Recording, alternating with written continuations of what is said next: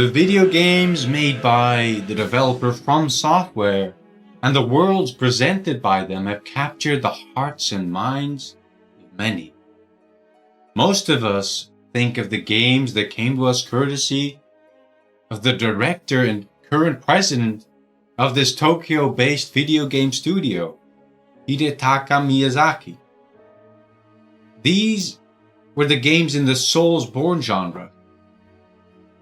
And this Soulsborne, or Souls-like genre, it all started with Demon's Souls, released on February 5th, 2009 in Japan. Demon's Souls was lauded as a uniquely challenging experience, often compared to the games of yesteryear, asking people to learn by doing. Trial and error, especially when compared to most other role-playing games at the time, be they from the West or the East, such as Skyrim, Dragon Age, Final Fantasy. In Demon's Souls' case, the difficulty mostly came from the action and reaction time, and it had decent graphics for its time as well. And it meant that it grew a venerable cult following, eventually selling more than 1 million units. For a first timer, that was not bad. When we're looking back at the game now, we can see that the level design was not as interconnected as the games that were to follow, and how it felt like the genre should be right now. And what I mean by interconnected is that in later titles of the genre, you would have areas that would be connected to one another and reachable depending on what items you have and how far you've progressed in the game. And where level 1 would be connected to level 2 and 4, and level 2 would be connected to level 3 and having an alternate pathway to level 1, and level 4 would be connected to level 3 with an alternate path and stuff like that. This would be an interconnectivity that would become a staple of the genre. And the spiritual successor to Demon's Souls, Dark Souls, brought this interconnectivity on September 22nd, 2011. It introduced players to an interconnected world. Some of us think of it akin to the Metroid or the latter-day Castlevania titles. It kept many of the elements that had engrossed players in the previous game, Demon's Souls, in the previous action role-playing title, challenging stamina-based combat that relied on resource management and on-the-fly decision-making, and this reaction time-based actions. People connected with this game in greater numbers than any of FromSoftware's previous developed titles.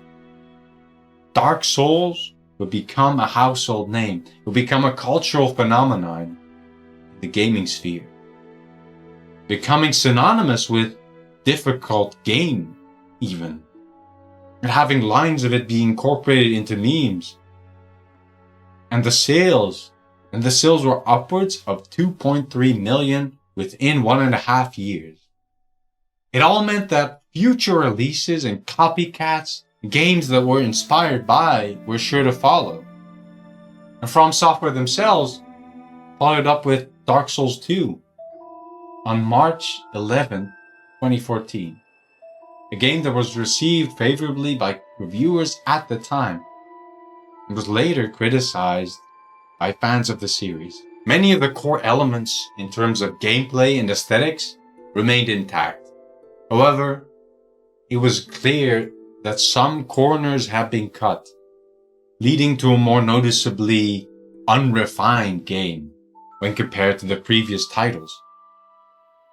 Attributed by some to the absence of the director, Miyazaki, in a directorial role. It hasn't had such a great impact as Dark Souls 1 both in terms of culture and the future of game design. The sales were good, however. They were upwards of 2.5 million within the first year. Better than Dark Souls 1. And despite its flaws, the open-ended nature of the level design in tandem with a large variety of areas to explore meant that Dark Souls 2 still has its staunch defenders. Afterwards, FromSoftware took a minor departure in terms of setting, moving into a world of cosmic horror, known as Victorian England, with Bloodborne releasing in March of 2015. This marked the return of the director, who's regarded by many as the father of the Soulsborne genre, Hidetaka Miyazaki. And his return was triumphant.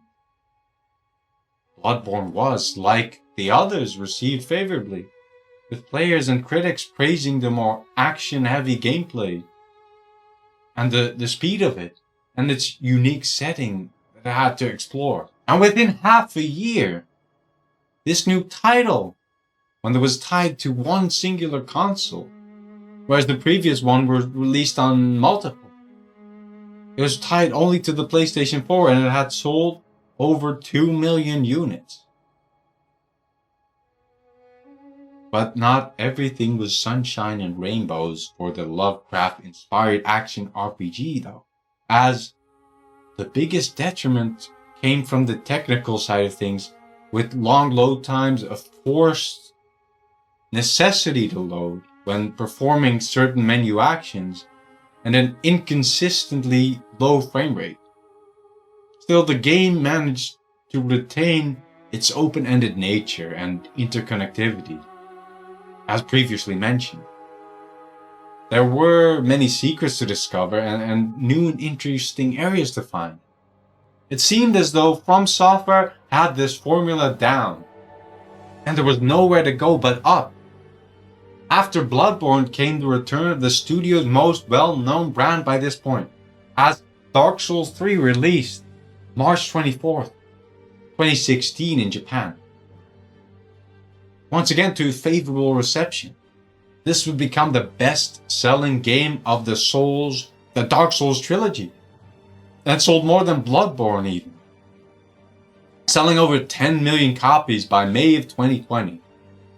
Most saw the game as a faithful continuation of what came before, but some saw the writing on the wall. Many systems were streamlined compared to the previous titles, with the weapon upgrading system to the humanity mechanics. An abundance of enemies were included suddenly, with a cavalcade of moves, and they had unending strings of attacks, to most detrimentally a more linear level design. Now players were funneled into wide tunnels, each level simply leading to the next. No level 1 to level 3 connecting to level 2 connecting, none of that. Each level simply led to the next. And the famed bonfire system had become questionably handled this time. For you see, when the player character dies in one of these games, they come back at the bonfire last rested at. Think of this bonfire as a checkpoint. And Dark Souls 3 did not change this. What it did change was the frequency at which these checkpoints appeared, thus oversimplifying the level design by having each defeated boss character spawn its own bonfire upon defeating them. When a boss enemy is defeated by the player, they receive a checkpoint each and every time. In this way, players would always be safe and could reliably find and use checkpoints, diminishing the brooding atmosphere and the risk-reward based gameplay that the genre is known for. Paired with the fact that since Dark Souls 2 you could teleport to any bonfire from any other one. Traversal, movement planning, and memorization are all neglected as forms of player expression in favor of constantly being presented with the next level. As if you're playing a linear platforming game a la Crash Bandicoot. As I mentioned before, the areas themselves have become more straightforward in design as well, resembling more stretched, wide hallways than the labyrinths we'd seen in the earlier titles. I argue that these design choices make it harder for players to connect with the world, to feel part of it, and to be immersed. Elden Ring took this linear approach and spread it out across a gigantic map.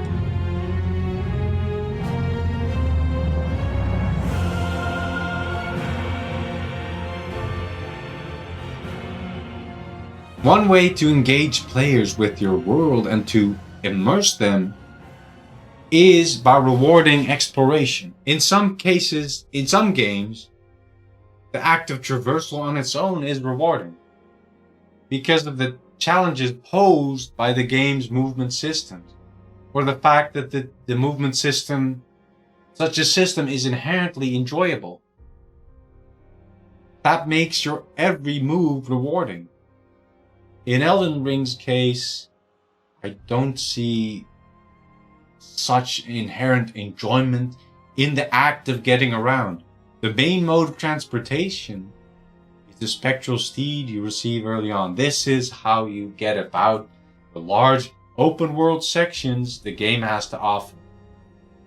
The difference between controlling this horse and controlling your normal player character, the Tarnished, are as follows. When you move the stick when using the horse, your steed will automatically keep moving for an extended period of time, meaning you have less precision than when moving as the humanoid character.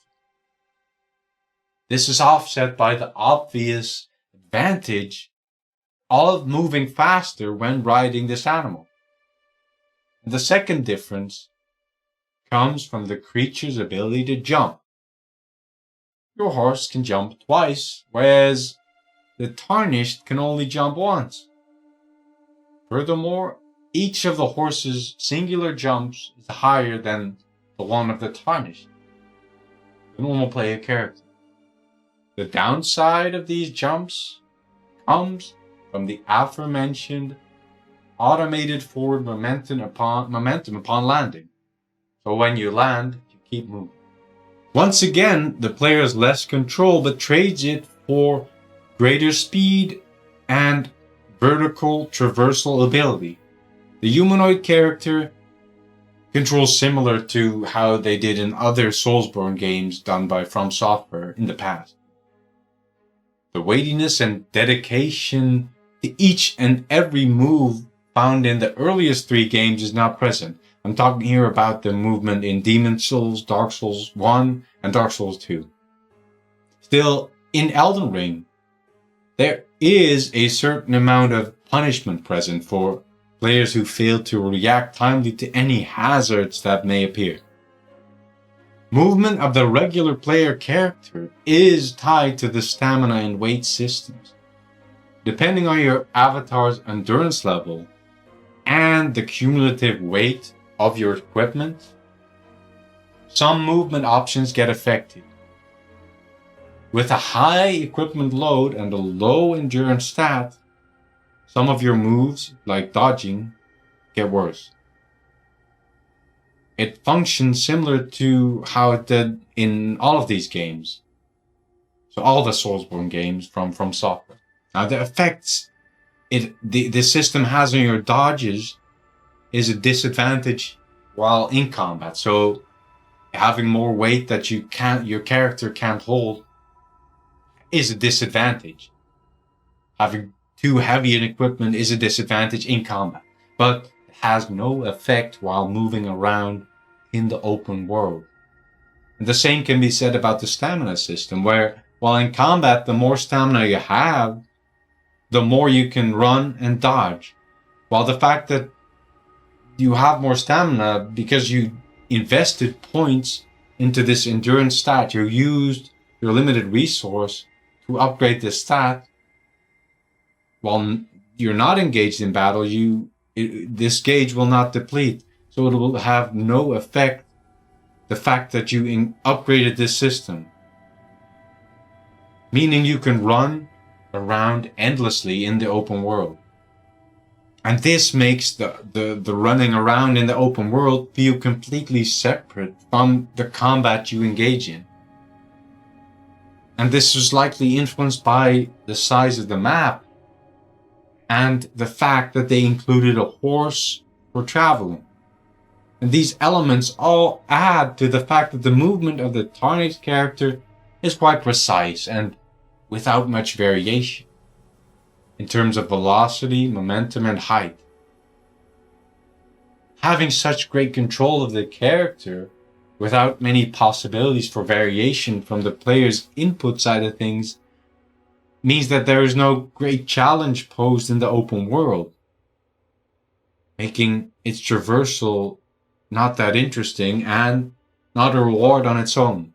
And all that to say, also the movement when riding the horse is just a variation of the standard movement of the regular player character. But it does not, again, have adequate complexities or intricacies. Not enough to be rewarding. Not all on its own. Then how does Elden Ring reward its player for engaging in exploration?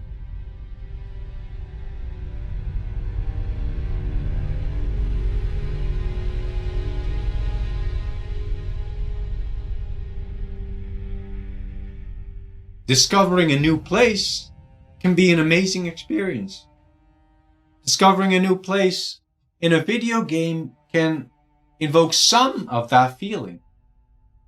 Remembering back to the olden days of the earlier Souls games, we've seen incredible locations at the end of areas. Think of the lava, the demon ruins at the bottom of Blighttown, and this connected to Quailag's spider domain. Such areas, and the way they connect to other places, are how they're able to stay in your mind, how they are remembered vividly.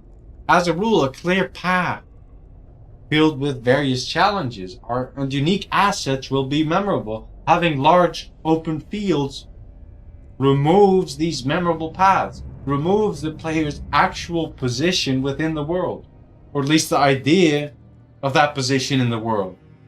The world does not come alive if you can move anywhere. And 2.8 Elden Ring making it feel unalive. The repetition found in its world, and the fact that you can teleport to any site of grace at any time in the open world. And the site of grace being these checkpoints, these similar to the bonfires in the Dark Souls series. One issue, the individual enemy encounters found in the open world are uninteresting and usually do not pose a threat. And you can run past or away from any encounter without any repercussions. Isn't that freedom?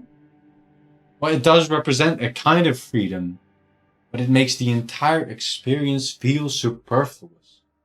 As if the open world should not be there, as if the enemies within them should not be there. The fact that there is no real reason to engage in combat with what is scattered about the vast plains of the lands between makes it so that the player is better off running past almost everything that has been put there by the developers. Because enemies do not pose a threat. The reason for engaging in combat in the Soulsborne games in the first place normally, or even the reason for engaging with enemies in dungeons or the levels or whatever you want to call them in this game, in Elden Ring, that reason dissipates. They're not a threat. No reason to engage. Enemies serve only as a sort of set dressing for the open world. We see them roaming about when we ride our jaunty little horse. We see them and see them repeated. This is also true for the other game's elements. We see the same assets copied and pasted. The same enemies, the same whatevers copied and pasted. Of course, the developers only have so much time and the resources on their hands. And this gives us this. We have enemies that are clearly made for watery areas, just hanging out in some icy tundras. The creatures are not part of the world anymore if they are found in every single corner. And they start to lose their meaning as storytellers. Narratively, it is confusing to see the same soldiers in all areas where you're traversing. And it only makes me think of the fact that this is a game I'm playing that was developed by some group of people from Japan. An open world game. One that has to account for its incredibly vast terrain and filling it with assets. The same goes for other props. We see these tiny stupa-like towers strewn about the place, seemingly put there at random. Even though they're very distracting, of course, because these remind me of objects of religious origin and parts of the world that get repeated where it does not seem necessary. The world then becomes bland and dull, and it does not invoke emotion. Being so massive makes it impossible for developers to devote adequate time to crafting every part of it by hand. And I get the sense that parameters were just plopped into Houdini or some other virtual map generation software, and they just went with whatever came out of the generation process there. Trees, terrain details, even the ground you walk on, it all feels like they were not so much designed, but rather just pumped out. And I understand the pressures of having to craft such a large world by hand, which is why I think it's a futile effort. The world of Elden Ring is plagued by repetition. Encounters you do not need to engage with, and a movement system that does not take you in completely. Does it have any redeeming qualities?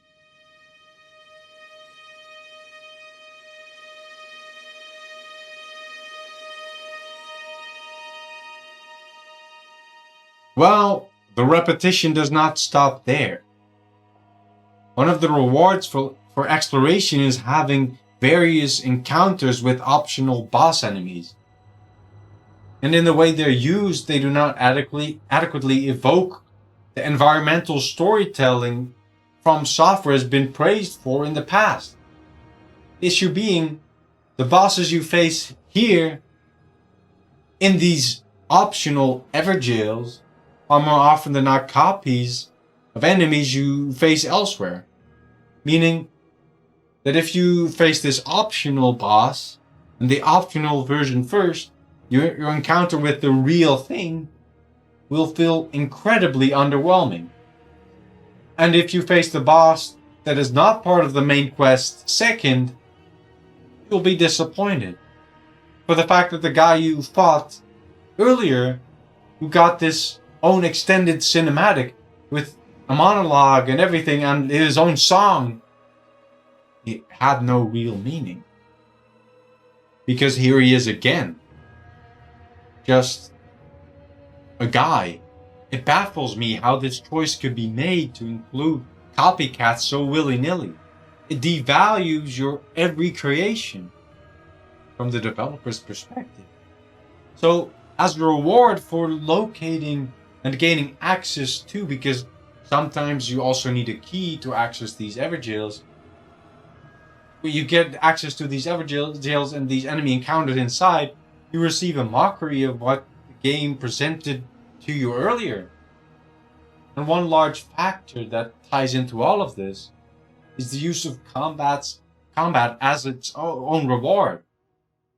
And many of the elements that lead you into situations where, despite Elden Ring not being a dedicated action game, the fighting is presented as if that is what we came for, as if that is what we want as players, as if that's what adds value to it. However, the combat remains, or should remain, secondary or tertiary to the exploration and the RPG elements. RPG elements that add meaning to the act of exploration. It's through finding upgrades and new possibilities to deal with encounters that we feel the progression mechanics tie into the exploring.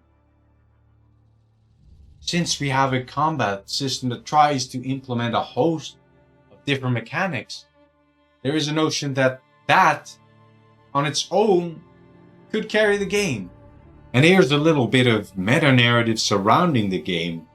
Because Dark Souls has been retroactively perceived as this extremely difficult action game, the developers played into this idea and they moved away from what type of game they had on their hands in the first place and into something that tries but ultimately fails to reach the heights of serious action titles and stumbles off the paths its predecessors laid out for it.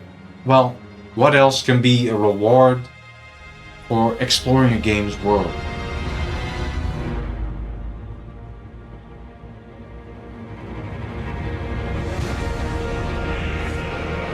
Of course, items, in the form of weapons or simple soul bank items. And these soul bank items are items that that immediately upon use convert into currency or the experience points of the game. These are known as runes in Elden Ring, so you can upgrade yourself with these or buy items. And these are objects of direct progression. And these soulback items or objects of direct progression are what you'll find most in the game. And it's always a welcome occurrence to gain an incremental upgrade to your character through these, in the form of a small stat boost or the ability to purchase items or to improve your existing weapons. These are, however, not the most exciting. They will release some endorphins and can be thought of as an equivalent to coins in Super Mario Bros. They are there to fill up the space of the game world and to give you some minute activities to perform while you're moving from point A to point B. So they serve a purpose, but will not be rewarding, not feel rewarding as an end goal for the player. Something to give after they overcome a great challenge or searched unexpected areas. For this, Elden Ring has a variety of equipment. Weapons are the most important among the selection of equipment. These allow for new playstyles for the player, or they can be an enormous upgrade for the previously used sword, axe, or whatever you're using. The game offers 308 weapons from among 32 weapon categories, and each category has a different set of moves. These categories vary from small swords to big swords to whips and all the way to bare fists. And with the downloadable content expansion, Shadow of the Erdtree adds 100 new weapons and 8 new weapon categories, bolstering the numbers even further. So we can see that a great deal of possibility is there for player expression in terms of playstyles and preferences, which is why this part of the equipment arsenal is the most exciting to uncover. One issue is that most of these tools of destruction are quite bad. Even if you find a cool set of bear claws, or a gigantic cursed hammer, or a giant wheel, you'll soon discover that the big old sword you were using before is simply more practical. Now, I don't hate the choice on offer here, and the unique designs visually and gameplay-wise But the incredible amount of weapons means as a player, I get lost in the selection process. And as mentioned, when trying something new, there rarely is a meaningful upgrade. The armament selection creates an illusion of choice. Then, in terms of equipment, there are 3 weapon slots, 3 additional weapon slots, a headgear slot, a body armor slot, arm protection slot, leg gear slot, and 4 talisman slots. All of these have innumerable variants to be found to be put into these slots. It does offer more choice and more things to fill the world with. This game even has crafting. Now you get to pick up all the flowers you want along the road. Crafting does not bring meaningful depth. It only serves to add an extra layer to item acquisition. You pick up the flower, buy the cookbook, combine the flour with some grease, and you get your medicine. Or you buy the poison cure directly. There are now several ways to get to the poison healing medicine. Whichever one you choose, your poison will be cured. Having options does not mean having depth. It means the pollution of the game world with non-unique items. Just copy-paste. Having such items means that the feeling of reward when getting an actual item that is one of a kind and is interesting, it feels soured by everything around it. I get a new talisman that enhances my character and improves on what I feel like he or she or they should be. And the rest of the time, I'm picking daisies. The picking of daisies has no interactions with the talismans I find.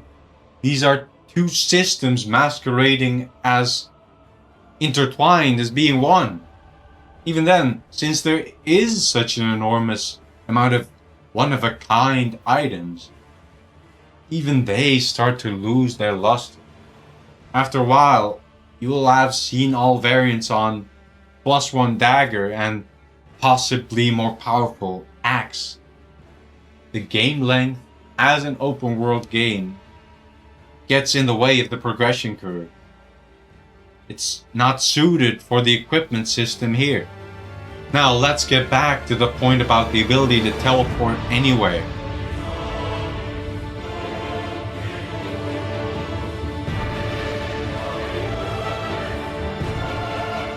Because we can teleport to any of the checkpoints on the map, as long as we're not in a cave, we can run from any encounter where we think, this would be doable if I add a few more levels to my name. And so you're off, finding runes to level up, upgrading your character, getting stronger, and before you know it, the boss that was indestructible earlier is now a complete pushover. Before, I mentioned that there is no reason to fight enemies in the open world, but some of you were probably thinking about the experience gained, the runes gained, when defeating them. Well, it's true that you get some, but the balance of the game does not rely on taking down this fodder. However, enemies reward you based on their own level, meaning that if you go to a later area, you get more experience points, leading to players being able to repeatedly defeat the same enemies in this vast ocean of nothingness that is Elden Ring's open world in order to gain big rewards. The thing is that because the bosses give you so much more, and if you fight enemies that are miles above you in terms of level, you do not get that much. And the challenge is greater than facing these normal bosses. It's better to simply go out into the many nearly identical dungeons, usually with gargoyles and white light, to try and level up. Leveling up from one of the open world Potter enemies is no use, and not why they're here. Having the choice to head off and out of the actual game gives a sense of calm, a chance to escape. There's always somewhere to go. And since the world is so big, there's always somewhere to head off to. And to get more powerful. That, I feel, is a major appeal of Elden Ring and why its world is filled to the brim with weak enemies. The challenge here can always be avoided, or at least postponed. We have all this filler to occupy us. Before we head back into the real game, because we can move anywhere at any time, we don't get any sense of the world and how it's connected. We will never go back and walk the path we walked before. There's simply no reason to. The mood of the game is adversely affected by the ability to teleport anywhere as well, because you always have the option to leave whatever situation you're in. You will never experience the dread of previous FromSoftware titles, the oppressive mood that permeated, only if you are unable to escape the situation you're in. That oppressive mood that permeates when you can't escape. Possibly, this is something we only find in the first Dark Souls, where the ability to teleport comes only to you at about 1/3 of the game. Meaning, you're stuck in whatever pickle you put yourself in. Whatever grave you dug for yourself. Furthermore, in Dark Souls 1, you could only teleport to specific bonfires, these checkpoints, making you more vulnerable on the roads between them. And you had to traverse them, even if you'd already conquered these paths before.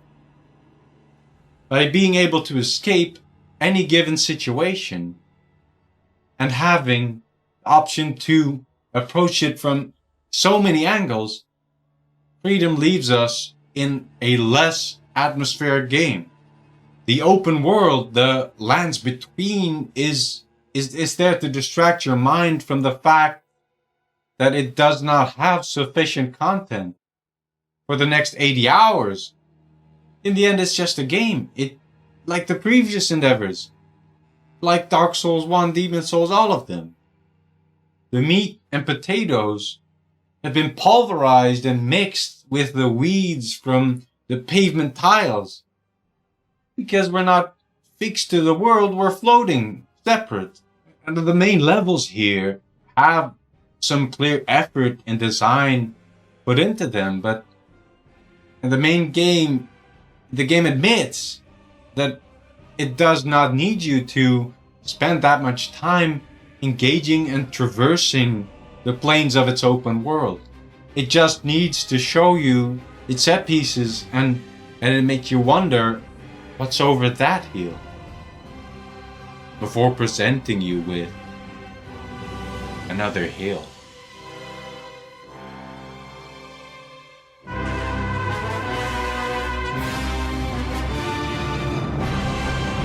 The world feels disjointed.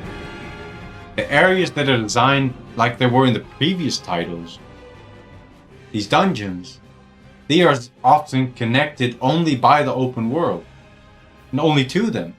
They're not connected directly to one another. They are standalone experiences.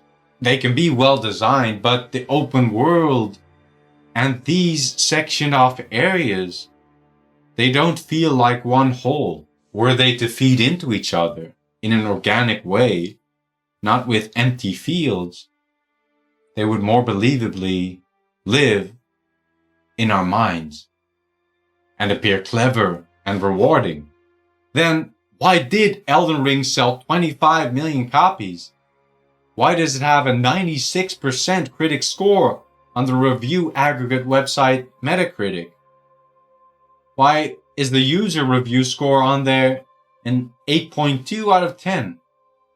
Why, if only looking at the information on the Steam platform on PC, which is the only platform it released on PC, does Elden Ring have 35,000 concurrent players today, November 23rd, 2024. 5 months after launch of the expansion of the game, 2.5 years after the release of the game itself, Elden Ring. Why, out of all of FromSoftware's Soulsborne games released on Steam, is its concurrent player count consistently higher than all of them combined, and higher by 4 times that of the most played Dark Souls 3? I have a couple of theories. Because you have an open world game on your hands, it's a lot more accessible than these other titles. As I said before, you can always escape any real challenge. The option is always there. And it feels like real content. To just ride around open fields, ride around and look for stuff, pick up flowers. It gives you a feeling of satisfaction because you receive numerous small rewards. A lot can happen in Elden Ring. That's the expectation you take to this world. You think something should have to happen after I beat this boss. After this big guy goes down. Something's bound to go down after I move to the next area. After I see the next story beat. At every turn, you'll believe you'll be surprised. At every turn is the same dungeon with gargoyles and white lighting. The same copy-paste cave. But the expectation is present. You carry it with you. You will keep investing, keep going deeper, until it's a huge waste to go and do something else. Until you have to finish this. You're in too deep now. The game will keep clawing and clawing. And at points, give you a well-designed area. You'll see this and think, this is what I want. This is my Elden Ring. This idea will stay with you. The concept of these confined dungeons and castles, these more designed areas, you will take with you. And because these keeps and forts are in the same product as the open fields, your mind will trick itself into seeing them as a whole, where really they're not. They exist in completely different realms. They're stitched together crudely. Exactly because of this, Elden Ring is more popular than FromSoftware's other titles. It is mostly downtime. Downtime spent in open fields, where your constant anticipation is what makes the game great. The greatness that comes completely out of a fabrication of your own mind. Not because the game actively connects its open world to its more confined areas. The player is in a constant state of rest. A state of rest filled with anticipation. In that sense, Elden Ring is a game about hope. A game about tease. Sexual tension. I tell you, it never puts out. Thank you, George. The marketing of this game has helped feed into the sales, of course. And using the famous fantasy novel writer and his name, George R.R. Martin, and saying, from the people that brought you Dark Souls, and having a setting that is not very daring compared to the previous titles, and having aesthetically not as dark visuals at first glance as the previous ones. And the fact that after you start playing, the movement and combat are the most forgiving compared to the others. Combined with the aforementioned ability to move away from any given area to make your character become stronger. It carries the ideas of the earlier titles with it, all while being a watered down version, using its own open world to make it more accessible, but removing its soul.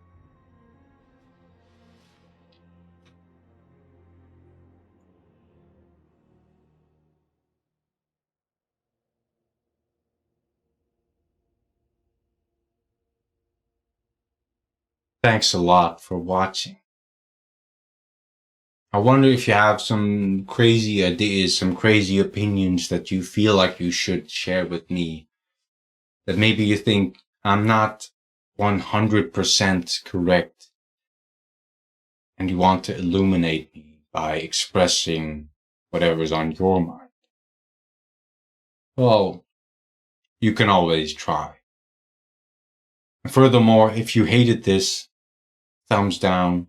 If you loved this, thumbs up. If you want to see more like this, subscribe, hit the bell, tell your mom, tell your dad, tell your sister, tell everyone.